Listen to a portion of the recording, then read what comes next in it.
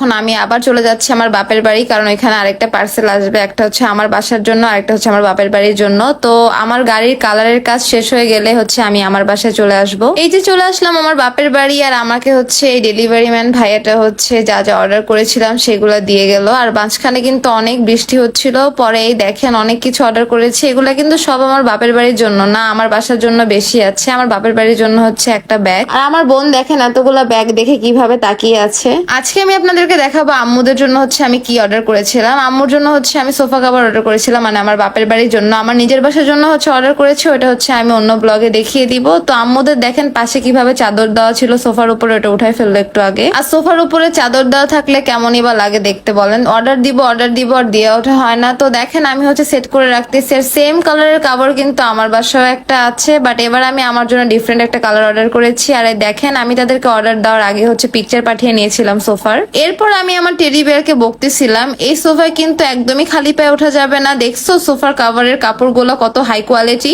এত হাই কোয়ালিটির কাপড় আমি সোফায় তোমার ময়লা পা দিয়ে ওঠার জন্য লাগাই নাই, তো একটু সাবধানে উঠবা। পরে আমার টেডি বেয়ারকে বললাম এই যে তোমার পায়ের কি অবস্থা, এরপর থেকে নেক্সট টাইম ভেবে চিন্তে উঠবা। পরে আমাকে বললো যে ওকে। আপনারাও চাইলে কিন্তু ঘরে বসে অনলাইনে সোফার কাভার অর্ডার দিতে পারেন। শুধুমাত্র সোফার ছবি তুলে দিলে আর হচ্ছে পছন্দের মতো কালার সিলেক্ট করলে হচ্ছে আপনারা আপনাদের মন মতো সোফার কাভার পেয়ে যাবেন ঘরে বসেই। আপনাদের সুবিধার জন্য আমি এই ভিডিওর ক্যাপশনে হচ্ছে তাদের পেজটাকে মেনশন করে দিব। আজকের মতো ভিডিওটি এই পর্যন্তই। আল্লাহ হাফেজ।